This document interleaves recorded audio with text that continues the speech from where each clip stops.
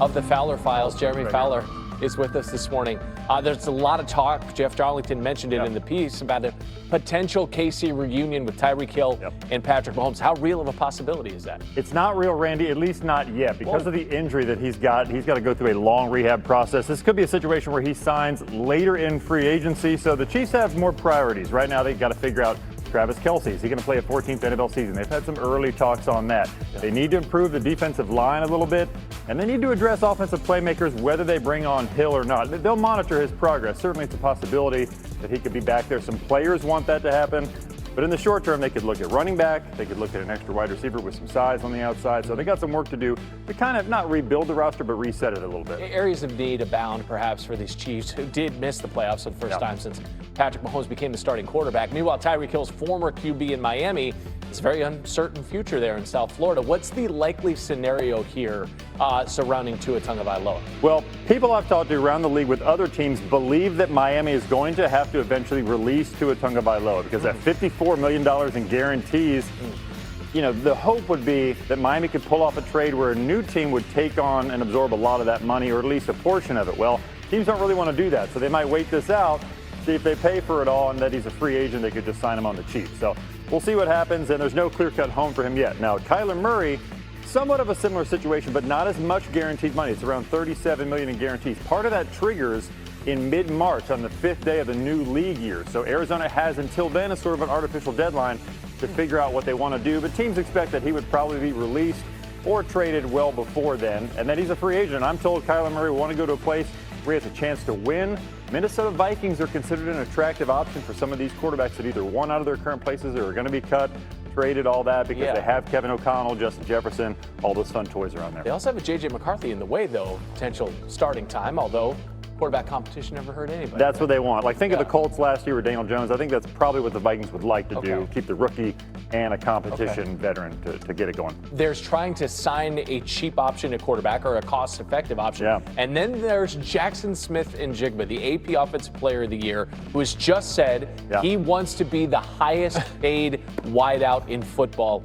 What more can you tell us about that? Well, I can tell you that Seattle has contemplated trying to sign JSN to a new deal and possibly even doing it before free agency starts. So there's a notion there like, hey, let's get ahead of this a little bit because he's got the 4th year of his rookie deal coming up, and then you can use the 5th year option. So you got 2 years of like rookie scale money wiggle room to offset like what's going to be a huge salary cap when they add that $40 million per year, whatever it's going to be on a new deal. So they're trying to be proactive, work ahead a little bit. They got Devin Witherspoon, star cornerback, they got to figure out too.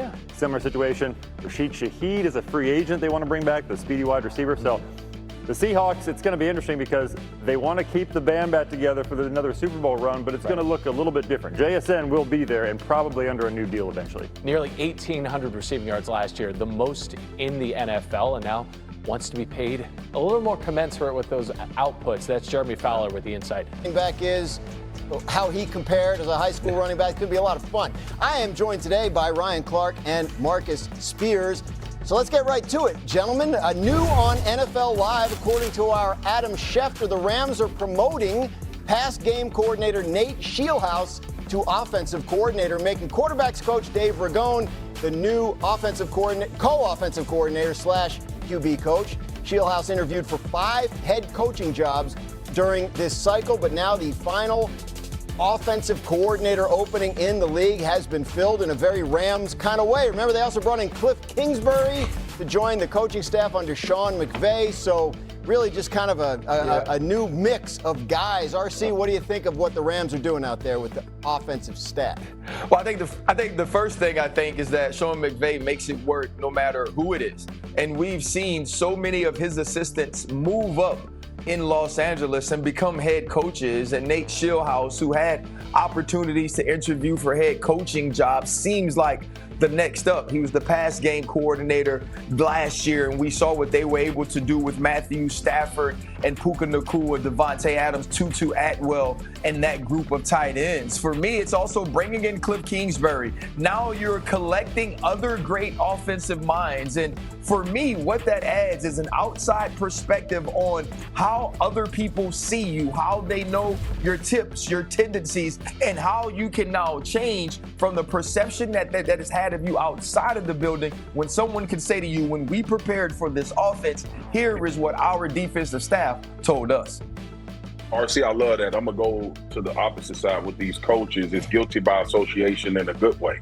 If you're Cliff Kingsbury, why wouldn't you want to come work for Sean McVay and see how a head coach with that tremendous amount of success has been able to sustain it?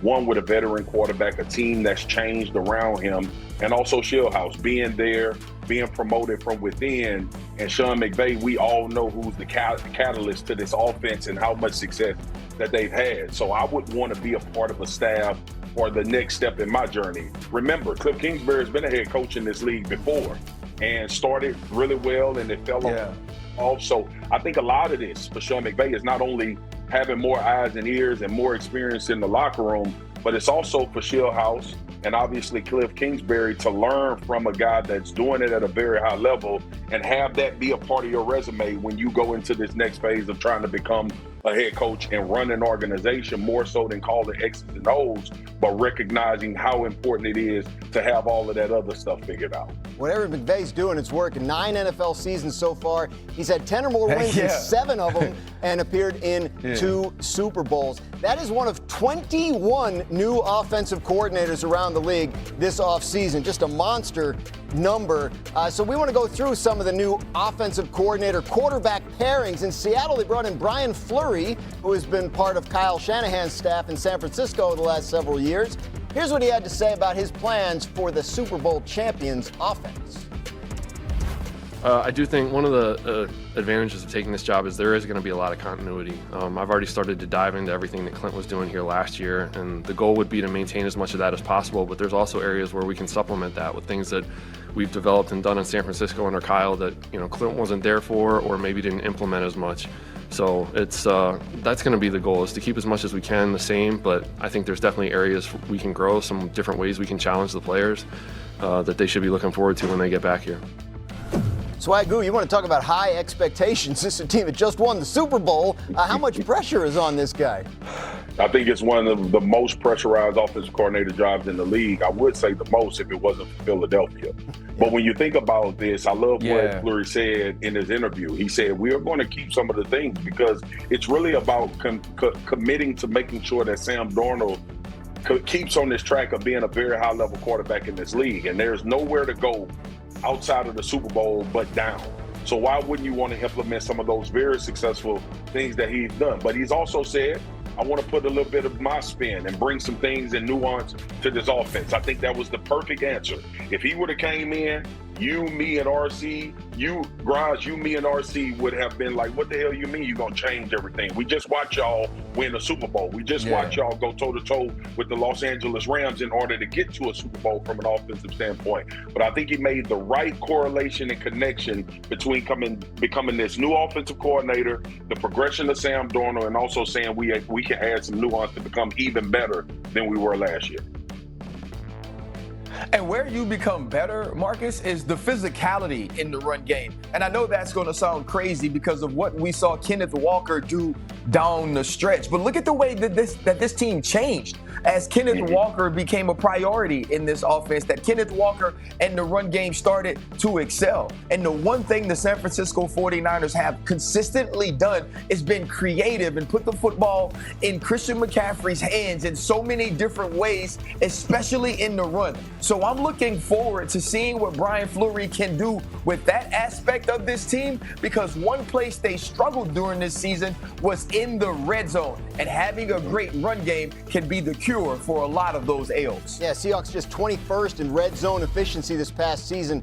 They ran it in the red zone at the 5th highest rate, so that is an area where they'll look to improve. In Baltimore, new offensive coordinator is 29-year-old Declan Doyle. He's going to team up with quarterback Lamar Jackson. Doyle talked this week about his expectations for building a championship offense. We would expect him to be here, and certainly he is voluntary. And so, but it's also, if you want to say that you're going to win a championship, you want to say that you have championship standing.